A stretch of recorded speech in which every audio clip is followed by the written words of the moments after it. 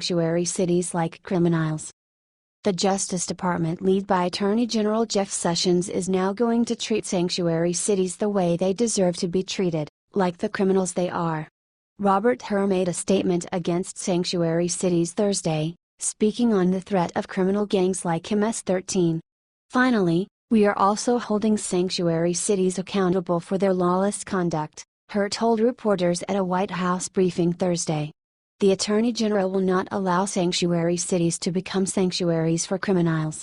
Advertisement. Immigration and Customs Enforcement Agency top dog, acting ICE Director Thomas Homan, also chimed in at the meeting and called the cities a criminal's best friend. Homan was very adamant about ICE doing what they need to do to enforce the laws on the books regarding illegal immigration. He even brought up the future border wall as one more tool in the toolbox.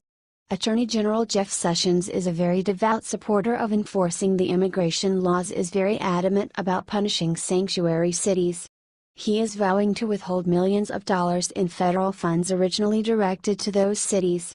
Advertisement. This is what the American people should be able to expect from their cities and states, Sessions said, adding that the measures are long overdue requirements that will help us take down MS-13 and other violent transnational gangs, and make our country safer. This is exactly what we needed. We need the liberals to learn their place, and they need to learn that their social experiments have no place in American law. Illegal immigration is illegal. I'm not sure how that is so confusing for the left. Law is law, don't break the law. There is a reason loads of criminals or liberals, they don't think the laws apply to them. It's actually quite pathetic. What do you think of Jeff Sessions being a driving force behind getting rid of the sanctuary city?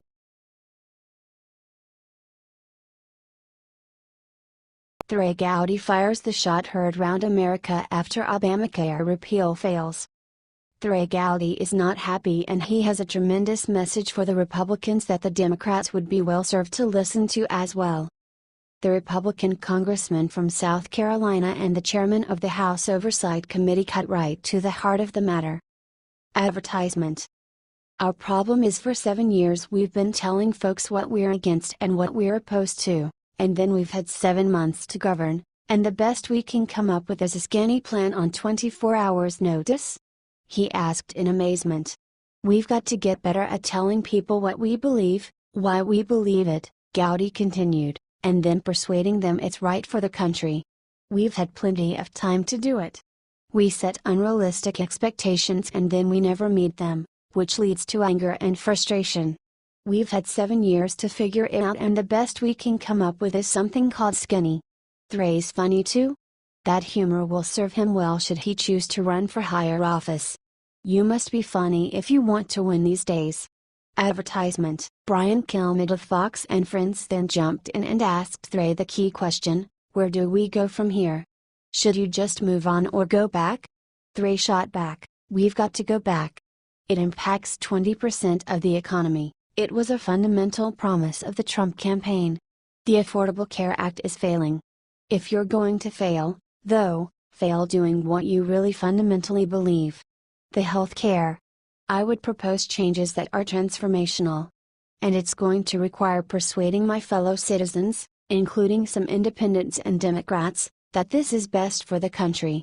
Then Trey concluded with another few hilarious jokes. It's not going to be done with 24 hours notice and a bill that has the word skinny in it.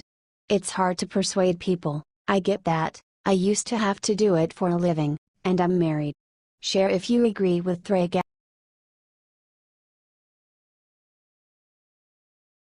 Melania drops everything for sudden solo international trip after getting bad news. Melania Trump is going on her third international trip since becoming the First Lady. She will visit Toronto in September in order to attend Prince Harry's third Invictus Games for Wounded Warriors. Also, she will lead the U.S. delegation, which is consisted of 90 athletes, to compete in the Games. They will compete in archery, powerlifting, swimming, etc. It will be fun to attend this event. Melania's husband, President Donald Trump, won't be by her side. This will be the first time she's going somewhere alone.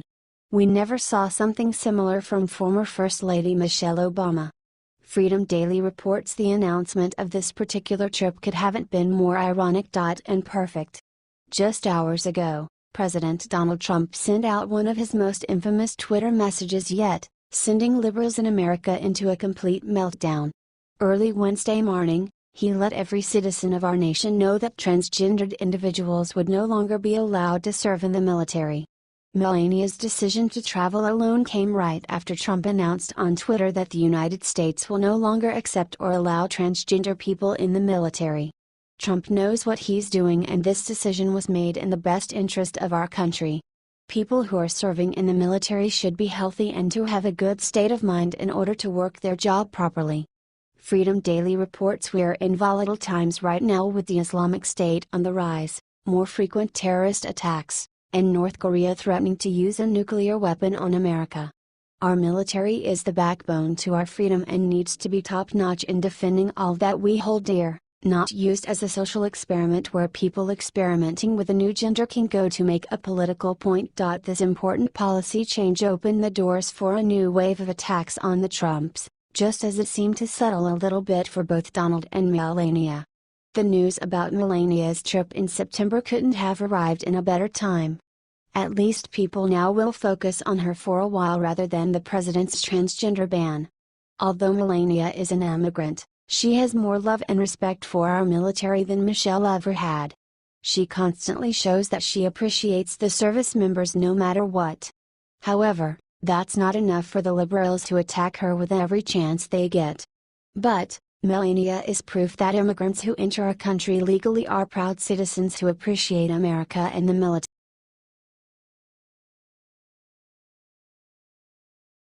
Breaking: James Comey's personal leaker unmasked. Another day in the swamp, another alleged leaker exposed.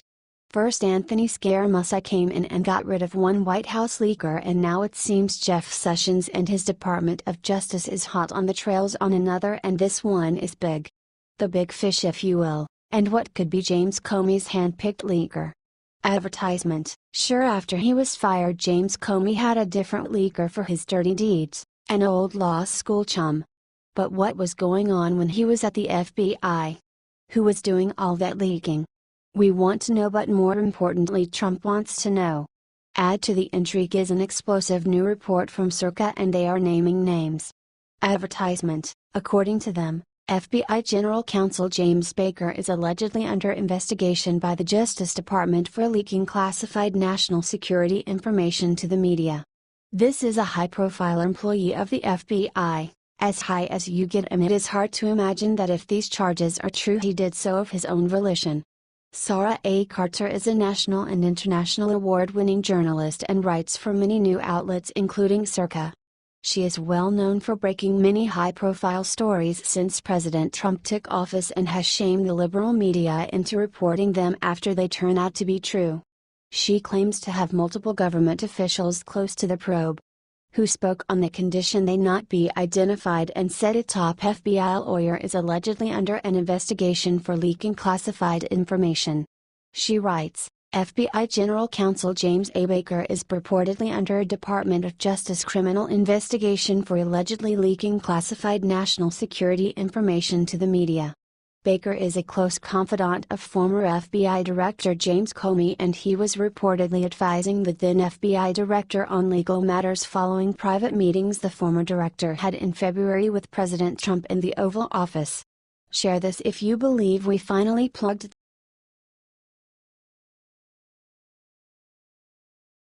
Mike Huckabee discovers easy way for Trump to fix John McCain's treachery.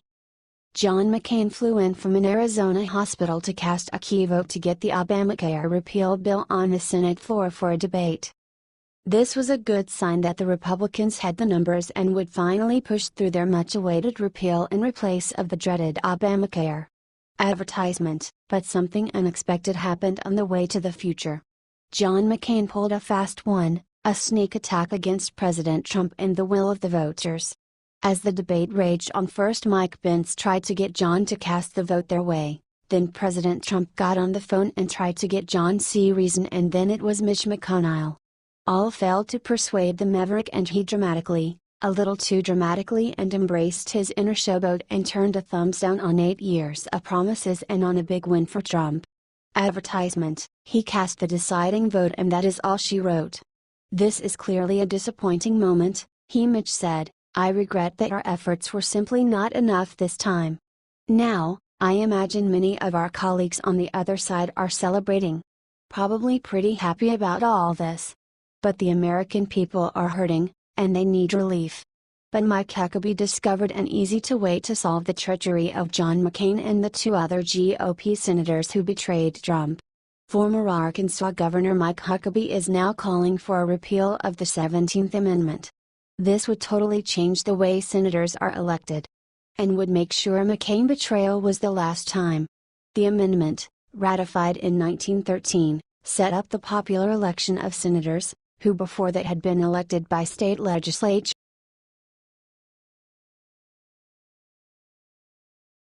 Sarah Palin lands knockout blow in war with New York Times. Former vice presidential candidate Sarah Palin allegedly will be making sure that 23 active and previous New York Times reporters and editors will be issued subpoenas as a portion of her defamation lawsuit against the fake news organization. The famous former governor of Alaska is suing the Times for defamation over an article which connected one of her political ads to the attempted assassination in 2011 of Congresswoman Gabby Giffords. Advertisement: now the newspaper's lawyers are begging the judge to kick out the case, whining that Palin's lawyers are wanting to subpoena 23 non-party current and former Times reporters, editors and other employees, most of whom had little to nothing to do with the op-ed that is the center of the case. Palin's lawyers are adamant about attaining relevant documents that will show the Times' negative publications and feelings against her. Palin also demands that the net bring out every communication they have delivered to each other since 2011. Advertisement: in an effort to eliminate the case, the Times said there was no actual malice contained in the June 14 op-ed. They were quick to correct the issues after their consumers complained.